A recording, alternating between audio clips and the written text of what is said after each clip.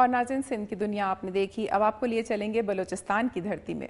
حضور اکرم صلی اللہ علیہ وآلہ وسلم کے ذکر سے بڑھ کر کوئی ذکر پاک نہیں ہے، اور محفل میلاد کے ذریعے حضور اکرم صلی اللہ علیہ وآلہ وسلم کو نذرانہ عقیدت پیش کرنے کا سلسلہ جاری ہے۔ کوئٹہ میں بھی ایسی ہی ایک پاک اور بابرکت محفل منعقد کی گئی، جس میں کالج کی طالبات اور اساتذہ نے بڑی تعداد میں شرکت کی۔ تفصیلات کے لیے دیکھتے ہیں سیما کمل کی رپورٹ۔ اس وقت میں موجود ہوں کوئٹہ گرلز کالج میں، جہاں نعت خوانی کا اہتمام کیا گیا ہے۔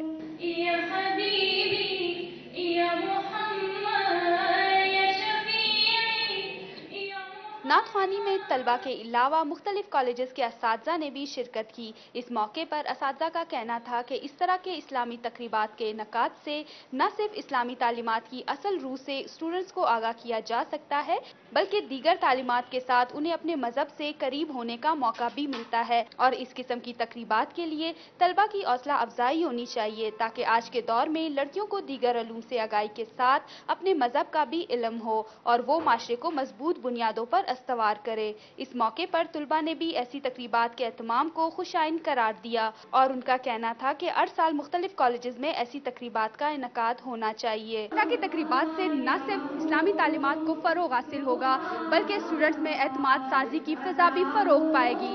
کیمرامین ارشاد ربانی کے ساتھ سیما کنول، دنیا نیوز۔ ناظرین، گزشتہ برس ملک کو گندم کے بحران کا سامنا کرنا پڑا، لیکن اس بار گندم کی ریکارڈ فصل ہوئی ہے، جس سے گندم کا بحران پیدا ہونے کا بظاہر کوئی خدشہ نظر نہیں آتا۔ بین الصوبائی سطح پر گندم کی نقل و حرکت پر بھی کوئی پابندی نہیں، اسی لیے پنجاب سے گندم کی بلوچستان منتقلی کے بعد کوئٹہ سمیت بلوچستان بھر میں بھی آٹے کی قلت ختم ہو گئی ہے۔ مزید تفصیلات کے لیے دیکھتے ہیں محمد جہانگیر کی یہ رپورٹ۔ صوبہ پنجاب سے بلوچستان کو گندم کی فراہمی کے باعث شہر میں آٹے کی قیمتوں میں واضح کمی واقع ہوئی ہے۔ صوبائی حکومت نے رواں سال 10 لاکھ بوری گندم پنجاب جبکہ 5 لاکھ بوری مقامی زمینداروں سے خریدنے کا فیصلہ کیا ہے۔ اس سلسلے میں صوبہ پنجاب کی جانب سے کوئٹہ سمیت بلوچستان بھر کو آٹے اور گندم کی وافر مقدار میں فراہمی شروع ہو گئی ہے۔ کوئٹہ شہر کو روزانہ 20 کلو گرام کے 20,000 تیلے فراہم کیے جا رہے ہیں، جس کی وجہ سے شہر میں 20 کلو گرام تیلے کی قیمت 600 روپے سے کم ہو کر 550 روپے، جبکہ بڑی بوری کی قیمتوں میں بھی 250 روپے کی کمی واقع ہوئی ہے۔ گزشتہ سال صوبے کو گندم کی وافر مقدار نہ ملنے کے باعث 50 سے زائد فلور ملز مالکان نے ملز بند کر دیے، تاہم موجودہ صورتحال میں ان ملز کے دوبارہ کھلنے سے امکانات بھی روشن ہو گئے ہیں۔ بلوچستان فلور ملز ایسوسی ایشن کا کہنا ہے کہ عوام کو آٹے کے مذکورہ ریٹس پر سپلائی کو یقینی بنایا جا رہا ہے، اور تواتر سے سپلائی جاری رہی تو ان قیمتوں میں مزید کمی واقع ہوگی۔ کیمرامین سلمان فیصل کے ساتھ محمد جہانگیر، دنیا نیوز، کوئٹہ۔ ناظرین، لوڈ شیڈنگ ملک کا اہم ترین مسئلہ بن چکا ہے، اور اس سے نمٹنے کے لیے اعلیٰ سطح پر کوئی سنجیدہ کوشش نظر نہیں آ رہی۔ ارباب اختیار دعوے تو کرتے نظر آتے ہیں، لیکن عملی طور پر اس کا کوئی حل سامنے نہیں آ رہا۔ ملک کے دیگر حصوں کی طرح کوئٹہ میں بھی لوڈ شیڈنگ کے دورانیے میں اضافہ کر دیا گیا ہے، جس کی وجہ سے زندگی کا ہر شعبہ متاثر نظر آتا ہے، اور اس کی تفصیلات ہم جانیں گے فرید اللہ کی رپورٹ میں۔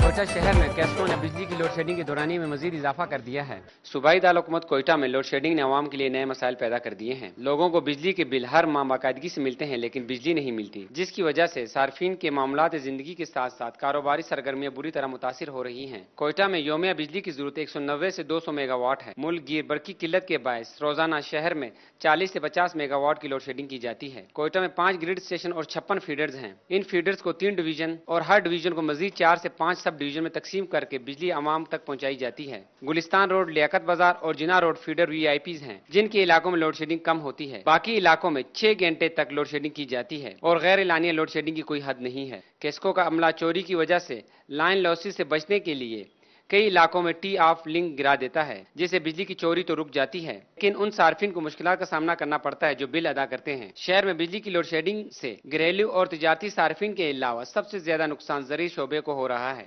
بجلی کی قلت پر قابو پانے کے لیے مستقل بنیادوں پر اقدامات کرنے کی ضرورت ہے، تاکہ ملکی معیشت مضبوط ہو سکے۔ کیمرامین شہزاد خان کے ساتھ فرید اللہ خان، دنیا نیوز، کوئٹہ۔ اور ناظرین، بلوچستان کے بعد اب آپ کو لیے چلیں گے خیبر پختونخوا یعنی سرحد کی سرزمین کی جانب۔ ملک میں جہاں مسائل ہیں وہیں عوام کو ریلیف دینے کے لیے بھی اقدامات اٹھائے جا رہے ہیں اور عوام اپنے طور پر بھی ایسے ایونٹ تلاش کر لیتے ہیں جن میں وہ مل بیٹھ سکیں اور اپنے کلچر اپنے میوزک سے لطف اندوز ہو سکیں۔ ایسا ہی ایک فیسٹیول خانپور جھیل کے کنارے شروع ہو گیا ہے جس میں آتش بازی کا شاندار مظاہرہ کیا گیا ہے۔ تفصیلات بتا رہے ہیں عمران یوسفزئی اپنی اس رپورٹ میں۔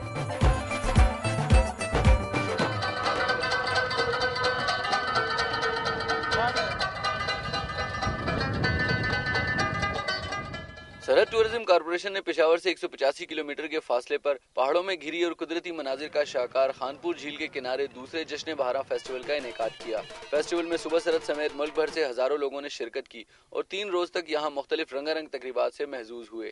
اس موقع پر paragliding, motor gliding, flying boat safari, hot air balloon, water scooter اور موٹر بوٹ سمیت مختلف اقسام کے مقابلوں اور صبح سرحد کے مختلف روایتی رقص کا بھی مظاہرہ کیا گیا، جبکہ رات میں خوبصورت آتش بازی کے شاندار مظاہرے نے لوگوں کے چہروں پر بھی خوشیوں کے رنگ بکھیر دیے۔ فرانس سے آئے ہوئے آتش بازی کے ماہر فلپ نے کہا کہ ایسی تفریحی سرگرمیاں دنیا بھر کو یہاں سے امن کا پیغام دیں گی۔ اس موقع پر صوبائی وزیر کھیل و ثقافت سید عاقل شاہ نے بھی خانپور کا دورہ کیا اور سرحد ٹورزم کارپوریشن کی کاوش کو سراہتے ہوئے اس فیسٹیول کے سال میں 2 مرتبہ انعقاد کا اعلان کیا۔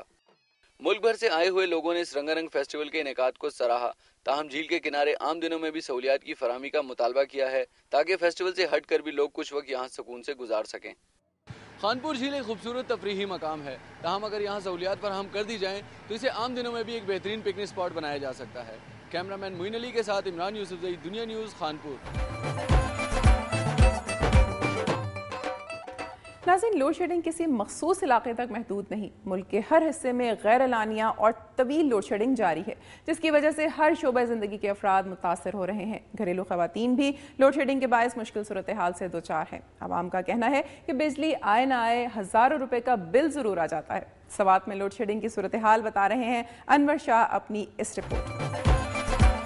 میں ہوں سوات سے سید انور شاہ اور اس وقت ہم موجود ہیں منگورا شہر میں جہاں بجلی کی ناروا لوڈ شیڈنگ کی وجہ سے معمولاتی زندگی بری طرح متاثر ہے۔ سوات میں بجلی کی غیر اعلانیہ اور طویل ترین لوڈ شیڈنگ کا سلسلہ بدستور جاری ہے جس کی وجہ سے بجلی سے وابستہ کاروباری افراد بے حد متاثر ہو رہے ہیں۔